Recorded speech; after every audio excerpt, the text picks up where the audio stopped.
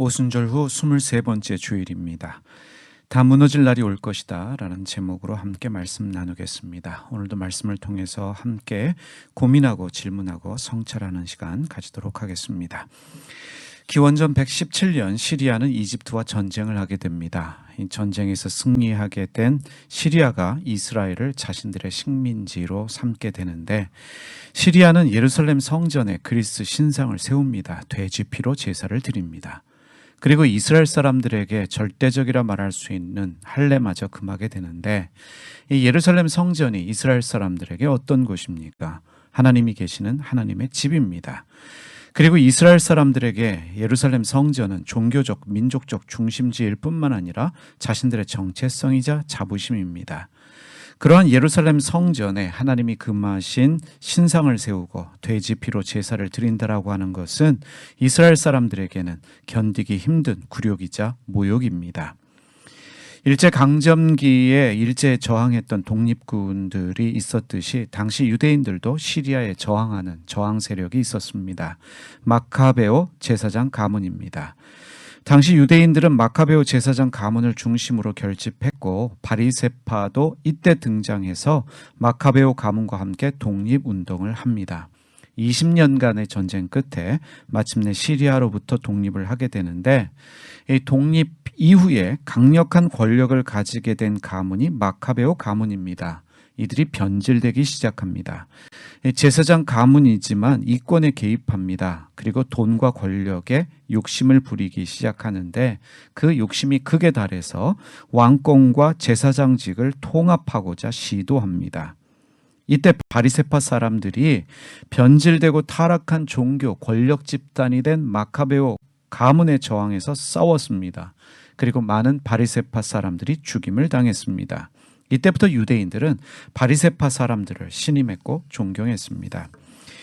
예수님 당시에도 많은 유대인들 권력자들이 로마와 헤롯 왕에게 충성하면서 자신들의 부와 권력을 유지하고 있었습니다. 당시 종교 권력 세력인 사두개파가 대표적인데, 그들은 권력자들에게 충성하며 성전 이권에 개입해서 성전을 강도의 소굴로 만들었습니다. 예수님 당시에도 바리새인들은 로마와 헤롯 왕에게 충성하지 않았습니다. 왕은 바리새인들이 자기 말에 고분고분하게 따르지 않자 벌금을 부과하기도 했습니다. 바리새인들은 권력 집단인 사두개인들을 좋아하지 않았습니다. 당연한 일입니다. 그런데 여기서 질문이 생겨납니다. 왜 바리새인들은 예수님에 대해서 그렇게도 적대적이었을까요? 바리새인들은 예수님과 대립했습니다. 그 이유가 무엇일까요? 바리새인들은 불의에 저항했습니다. 하나님을 바르게 믿는 일에 목숨까지도 바친 사람들이었습니다. 돈과 명예에 집착하지 않았습니다. 하지만 순수했던 그들의 강직함이 종교적 교만함으로 변했습니다. 신학과 교리에 집착하는 율법주의자들이 되었고, 가장 큰 문제는 그들의 눈에 사람이 보이지 않았습니다.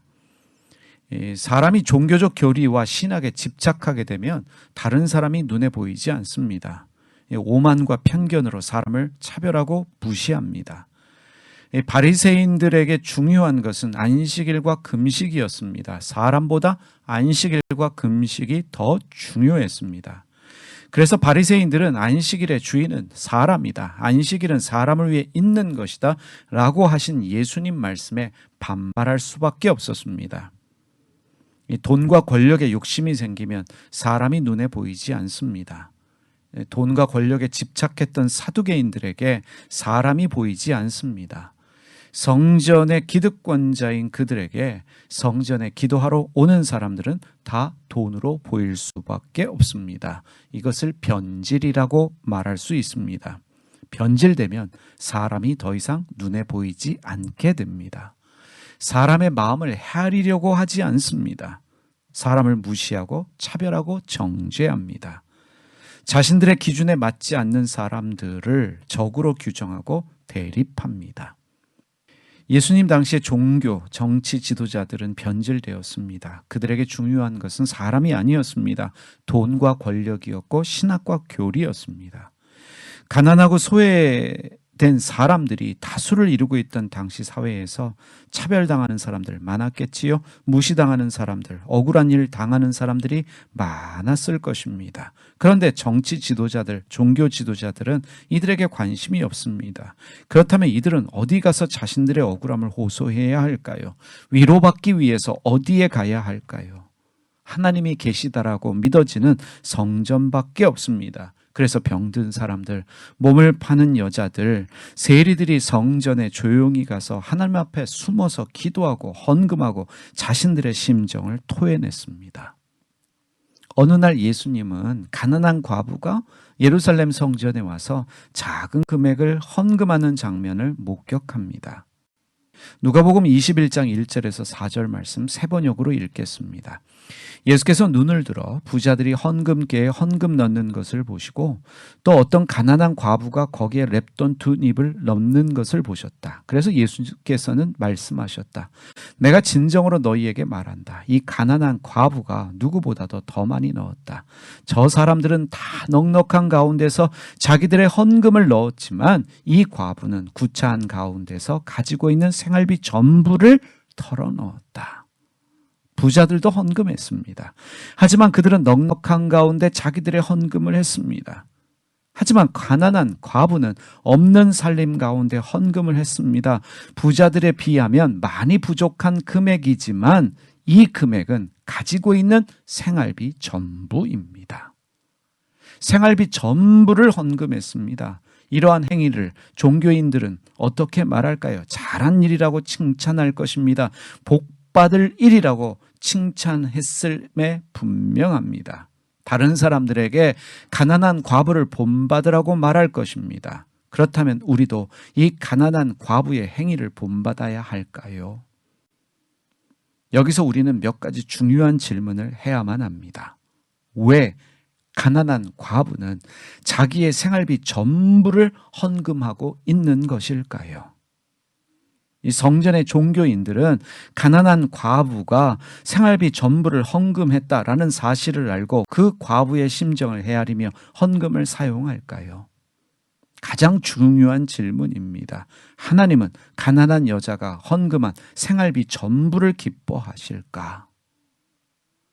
그리고 생활비 전부를 헌금한 가난한 과부는 앞으로 생활은 어떻게 해야 할까?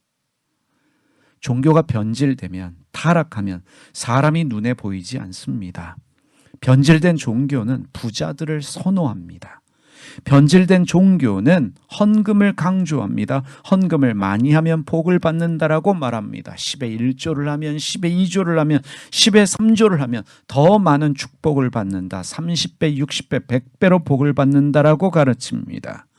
가난한 사람들에게 헌금이 가난을 벗어나게 하는 길이라고 말합니다.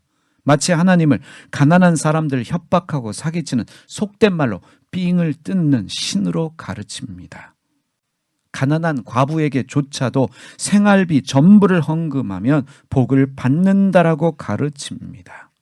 가난한 과부가 앞으로 어떻게 살게 될지는 관심이 없습니다. 종교 지도자들이 헌금하면 가난을 벗어나게 된다라고 가르치고 있으니 순진한 사람들은 생활비도 다 갖다 바칠 수밖에 없습니다. 신을 믿는 사람들은 종교 지도자들의 말을 믿고 따를 수밖에 없습니다. 그렇다고 변질된 종교인들이 자신의 생활비 전부를 헌금한 과부를 귀히 여길까요? 아닙니다. 돈이 눈에 보이면 부자가 눈에 보이고 가난한 사람은 눈에 보이지 않습니다. 사람들도 가난한 여자가 생활비 전부를 헌금했다, 이것에 관심이 없습니다. 사람들이 감탄하는 것은 아름다운 돌과 예물로 화려하게 꾸며진 성전입니다. 이어지는 말씀 보시길 바랍니다. 누가복음 21장 5절 말씀 공동 번역으로 읽겠습니다. 사람들이 아름다운 돌과 예물로 화려하게 꾸며진 성전을 보며 감탄하고 있었다. 모든 종교에는요, 신이 거하는 장소로 여겨지는 신전 또는 성전이 존재합니다. 성전은 사람들이 신을 위해 만든 집입니다. 성전을 신이 거하는 장소라고 믿기 때문에 종교인들은 할 수만 있다면 성전, 신전을 크고 화려하게 지으려고 합니다. 모든 종교는 예외 없이 크고 화려한 성전을 통해 자신들이 믿고 있는 신과 종교를 과시하려고 합니다. 공술의 공수고 불교의 가르침입니다. 가지고 온 것 없으니 빈손으로 돌아가야 한다. 이것이 불교의 가르침이지만 불교인들은 할 수만 있다면 큰 불상과 큰 절을 지으려고 합니다. 기독교도 예외가 아닙니다. 예수님은 허름한 곳에서 태어나셨습니다. 하지만 예수님을 믿는 사람들은 크고 화려한 성전 지어서 거기에 예수님을 모시려고 합니다. 그런데 여러분, 크고 화려한 성전은 그냥 생겨나는 것이 아닙니다. 크고 화려한 성전을 지으려면 많은 사람들의 무리한 헌금과 헌신이 있어야만 합니다. 솔로몬이 건축한 예루살렘 성전을 예로 들어 보겠습니다. 솔로몬이 홀로 성전 건축한 것일까요? 아닙니다. 예루살렘 성전과 솔로몬 성전을 건축하는 20년 동안 수많은 사람들이 노역과 막중한 세금에 시달렸습니다. 거기서 끝나지 않습니다. 성전과 궁전을 유지하기 위해서는 더 많은 헌금과 세금이 필요합니다. 백성들이 힘듭니다. 백성들이 어려워요. 그런데 종교 지도자들, 정치 지도자들은 힘든 백성들의 상황과 형편을 헤아리지 못합니다. 그들의 눈에는 크고 화려한 성전밖에 보이지 않습니다. 힘들고 어려운 백성의 사정과 형편이 눈에 보이지 않습니다. 이에 반발한 이스라엘 백성들로 인해서 이스라엘은 솔로몬 왕의 아들 르호보암 왕 때에 남북으로 분열합니다. 남유다와 북이스라엘로 갈라집니다. 그렇게 힘들게 어렵게 지은 예루살렘 성전이 어떻게 되었습니까? 바벨론 침공으로 인해 불에 타 없어졌습니다.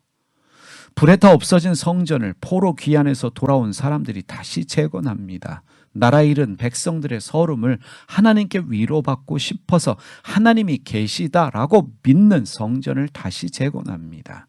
이후에 헤롯 왕이 백성들의 환심을 사기 위해서 성전을 더 크고 화려하게 증축합니다. 헤롯 왕이 자기 돈으로 증축했을까요? 아니요. 백성들의 노역과 세금으로 성전을 증축한 것입니다. 헤롯 왕을 지지하는 종교 권력자들은 하나님을 만나기 위해 성전에 찾아오는 순진한 사람들에게 하나님 팔아서 돈을 버는 강도짓을 합니다. 예수님은 만민이 기도하는 집을 강도의 소굴로 만들었다며 분노하십니다. 그래서 장사하는 사람들을 성전에서 쫓아내셨습니다. 강도와 같은 종교 지도자들로 가득 차 있던 곳이 예수님 당시의 성전이었습니다. 그런데 여러분, 강도의 소굴인 성전이 아름다운 돌과 예물로 꾸며져 있습니다. 당연히 사람들의 눈에는 화려하고 아름답게 보입니다. 강도의 소굴이 사람들의 눈에 아름답게 보인다, 화려하게 보인다, 일종의 종교적 속임수라고 말할 수 있지 않을까요? 예수님은 화려한 성전을 보고 감탄하는 사람들에게 말씀하십니다. 누가복음 21장 6절 세 번역으로 읽겠습니다. 너희가 보고 있는 이것들이 돌 한 개도 돌 위에 남지 않고 다 무너질 날이 올 것이다. 다시 한번 읽겠습니다. 너희가 보고 있는 이것들이 돌 한 개도 돌 위에 남지 않고 다 무너질 날이 올 것이다. 예수님은 크고 화려한 성전에 감탄하는 사람들에게 성전에 돌 한 개도 남지 않고 다 무너질 날이 올 것이라 말씀하셨습니다. 그로부터 수십 년 후인 서기 70년 로마의 디도 장군에 의해서 예루살렘 성전은 완전히 불타 무너져 없어지고 말았습니다. 여기서 우리는 또다시 질문해야 합니다. 왜 예루살렘 성전은 무너져서 사라져야만 했는가? 첫 번째 이유입니다. 하나님은 더 이상 성전에 계시지 않기 때문입니다. 하나님은 성령으로 오셔서 우리 안에 거하십니다. 우리가 성전이기 때문에 더 이상 크고 화려한 예루살렘 성전은 필요하지 않습니다. 두 번째 이유입니다. 과부의 생활비 전부를 하나님께 바쳐야 한다고 속이는, 사람을 상대로 하나님 팔며 돈을 버는 강도의 소굴과 같은 성전은 더 이상 필요하지 않기 때문입니다. 세 번째 이유입니다. 돈과 권력에 눈이 멀어 가난하고 힘없는 사람들 무시하는, 신학과 교리의 오만과 편견으로 사람을 차별하는 종교 지도자들이 가득 차 있는 성전은 무너지고 사라져야 하기 때문입니다. 다 무너질 날이 올 것이다. 다 무너질 날이 올 것이다. 지금도 예수님은 무리한 교회 건축을 시도하는 한국교회와 종교 지도자들에게 말씀하고 계십니다. 다 무너질 날이 올 것이다. 교회는 건물이 아닙니다. 사람들이 모여있는 공동체입니다. 그러면 교회는 무엇을 해야 하겠습니까? 건물이 아닌 사람을 세워야 합니다. 교회를 말할 때 가르칠 교자와 모임 회자를 써서 교회를 말합니다. 교회는 사람을 귀히 여기고 사람들에게 성경을 바르게 가르쳐야 합니다. 교회는 돈에 목숨 걸지 않아야 합니다. 사람이 눈에 보이는 교회가 되어야 합니다. 교회를 이루고 있는 교인들은 성경을 통해 하나님에 대해서, 나 자신에 대해서, 이웃에 대해서 바르게 배울 수 있어야 합니다. 무엇보다도 예수님 닮은 그리스도인이 되어야 합니다. 바로 여기에 우리 영광장로교회의 정체성이 있습니다. 영광장로교회는 사람을 귀히 여기고 사람들에게 성경을 바로 가르칠 수 있는 교회가 되어야 합니다. 돈과 건물에 목숨 걸지 아니하고 사람이 눈에 보이는 교회, 사람을 중요하게 여기는 교회 되어야 될 줄 믿습니다. 우리 모든 교우들은 성경을 통해 하나님 그리고 나 이웃에 대해서 바로 알아갈 뿐만 아니라 무엇보다도 예수님 닮은 그리스도인들 되어야 될 줄 믿습니다. 기도하겠습니다. 살아계신 하나님 아버지, 다 무너질 날이 올 것이다. 이 말씀 기억하며 무엇에 목숨 걸고 무엇을 위해 살아야 될지를 저희로 하여금 깨닫게 하여 주시옵소서. 돈과 건물에 목숨 거는 그러한 교회, 교우들 되지 않게 하여 주시고 하나님 말씀 귀히 여기며 말씀을 바로 가르치며 바로 배울 수 있는 우리 교회와 교우들 되게 하여 주시고 말씀을 통해 하나님 나 이웃에 대해서 바로 배우며 예수님 닮은 그리스도인들 다 되게 하여 주시옵소서. 우리 주님 예수님의 이름으로 기도드립니다. 아멘.